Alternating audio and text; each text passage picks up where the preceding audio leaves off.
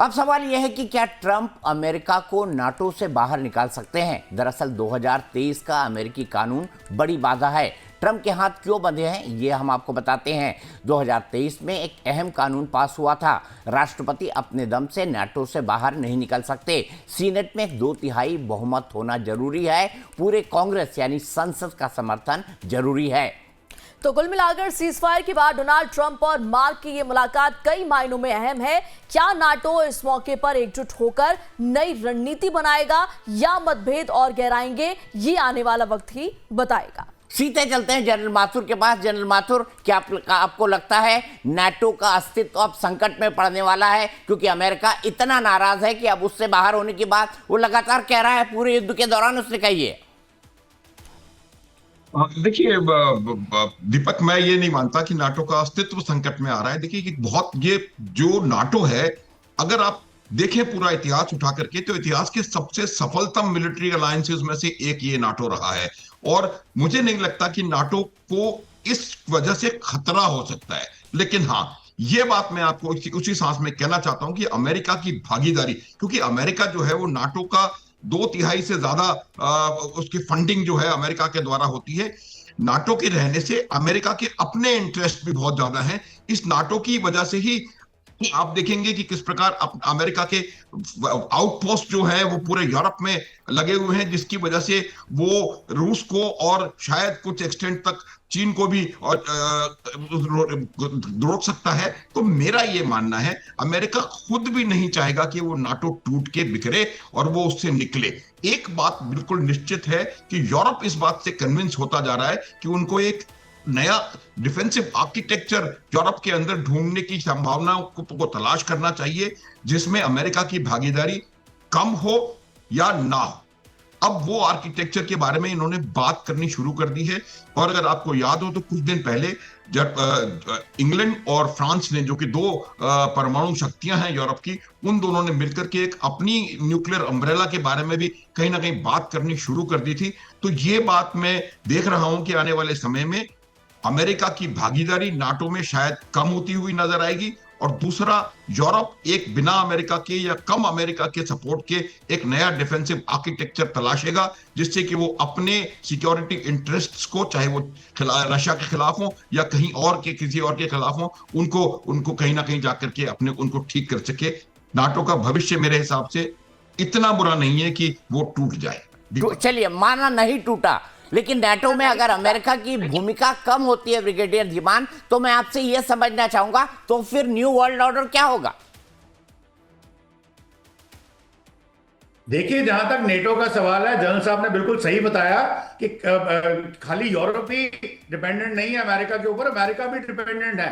America के जो major third system है, एयर डिफेंस सिस्टम्स हैं, वो अम्ब्रेला जगह जगह फैला हुआ है। और साथ में जितने न्यूक्लियर वेपन्स हैं वो भी इन कंट्रीज में हैं, और बिना बताए हुए, जैसे पाकिस्तान एक हो सकता है, टर्की हो सकता है, तो ऐसे कुछ और भी कंट्रीज हैं। और फिर उनके मतभेद भी बड़े जबरदस्त हैं। एक इस युद्ध में तो है ही है।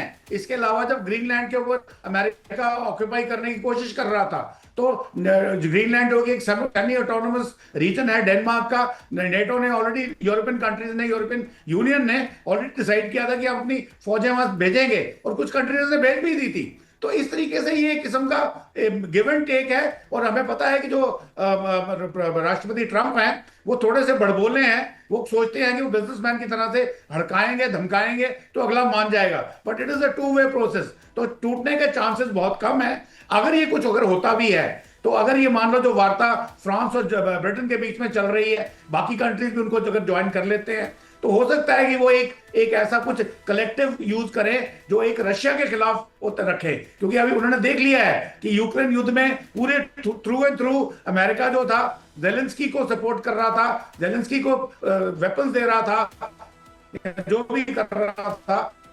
अल्टीमेटली जब उसका काम खत्म हो गया, जब उसने वेनेजुएला जाना था या यहाँ पे ईरान पे आना था, तो उसने प्रेसिडेंट पुतिन के साथ हाथ मिला लिया, उसको अपने यहाँ वार्ता के लिए इनवाइट कर लिया। लगता है ब्रिगेडियर धीमान का कुछ नेटवर्क इशू है। यही सवाल को संजीव जी के पास ले चलते हैं। संजीव जी, आप भी क्या नाटो में अमेरिका का रोल कम होते देख रहे हैं? और अगर ऐसा होता है तो फिर नाटो की संरचना क्या होगी और नया वर्ल्ड ऑर्डर क्या होगा? देखिए दीपक जी, नाटो का जो भविष्य है मैं एज ब्राइट एज एवर देखता हूं, क्योंकि नाटो का जो पूरा स्ट्रक्चर है ये 1949 से चला आ रहा है, एक ट्रांस अटलांटिक मिलिट्री अलायंस है और जो कि वेस्टर्न ब्लॉक की पूरी पॉस्चरिंग के लिए, पूरी रक्षा और सुरक्षा के लिए बेहद महत्वपूर्ण है। और यदि नाटो के ऊपर कोई खतरा पैदा होता है या नाटो टूटता है तो उसी दिन जो है रशिया की विक्ट्री हो जाएगी, क्योंकि रशिया यूक्रेन में नाटो के खिलाफ और नाटो के एक्सपेंशन के खिलाफ ही लड़ाई लड़ रहा था। और नाटो ने अभी हाल के वर्षों में रशिया यूक्रेन के युद्ध के बाद से अपने आप को और अधिक सशक्त बनाया है। अब नाटो के सदस्यों की जो संख्या है वो 32 हो गई है, स्वीडन और फिनलैंड भी उसमें शामिल हो गए हैं। और देखिए, नाटो एक मैच्योर ऑर्गेनाइजेशन है। यूनाइटेड स्टेट्स ऑफ अमेरिका की ये जो लड़ाई है उसमें उन्होंने एक ऑपरेशन एपिक फ्यूरी को उसको नाम दिया था। यूएस की कांग्रेस ने अभी कोई वॉर डिक्लेरेशन नहीं की थी और इसी वजह से नाटो ने यदि इस युद्ध में अपने मिलिट्री को नहीं भेजा तो उसका कारण बहुत स्पष्ट था कि नाटो नहीं चाहता था कि इस युद्ध का कोई ग्लोबल एस्केलेशन हो। ये उसी तरीके का अप्रोच था कि जैसे कि यूनाइटेड स्टेट्स ऑफ अमेरिका के जो West Asian allies, Saudi Arabia, UAE, Jordan, Kuwait और जितने भी थे, उन्होंने कोई कम्बैट का मिशन लॉन्च नहीं किया, क्योंकि वो नहीं चाहते थे कि इवन इसका रीजनल एस्केलेशन हो।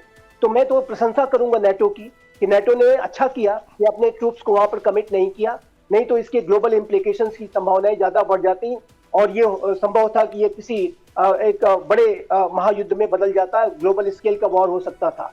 तो ये नाटो ने मैच्योरिटी दिखाई है। कीर स्टार्मर जो कि जाहिर है कि ब्रिटिश प्राइम मिनिस्टर है, नाटो के भी पार्ट है, उन्होंने कहा था ये हमारा युद्ध नहीं है, अमेरिका ने एक ऑपरेशन लॉन्च किया है। इजराइल का भी ऑपरेशन ग्रोडिंग लायन है। उसी तरीके से नाटो का एक सदस्य है टर्की।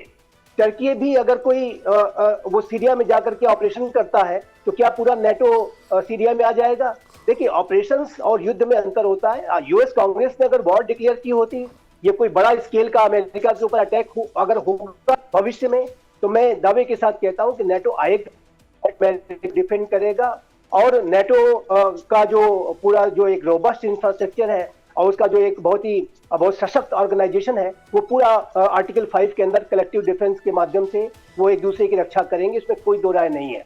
लेकिन इस तरीके के ऑपरेशंस में जहां पे कि आपका ऑब्जेक्टिव 2 to 3 वीक्स का है, आप 4 वीक्स में भी जा सकते हैं, विजिट नहीं तक का आपका ऑब्जेक्टिव है, तो ऐसे में अगर पूरा नाटो वहां पर आ जाता तो आप ये विश्व युद्ध वाली स्थिति भी आ सकती थी, जो कि नाटो ने इसको समझा और कहा कि नहीं, हम इसमें नहीं उतरना चाहेंगे, अभी तो नहीं उतरना चाहेंगे। लेकिन यदि अमेरिका के ऊपर कोई बड़े खतरे सपोज कीजिए कि कहीं पैदा हो जाते हैं वेस्ट एशिया में, तो निसंदेह नाटो का कलेक्टिव डिफेंस का आर्टिकल 5 जो के प्रावधान के तहत वो एक्टिव होगा। लेकिन अभी कोई ऐसी आवश्यकता नहीं थी जिसकी की वजह से नाटो ने अपने आप को कमिट नहीं किया। लेकिन डोनाल्ड ट्रंप, जैसा कि अभी दीवान साहब कह रहे थे, बड़बोलेपन के लिए जाने जाते हैं, बड़बोलेपन में बहुत कुछ बोल जाते हैं, लेकिन उसके वो क्या कहते हैं और क्या करते हैं उसको हमें देखना होगा, और क्या करते हैं उसके आधार पर अपने कंक्लूजन ड्रॉ करने होंगे। ठीक है, आगे चलते हैं। मध्य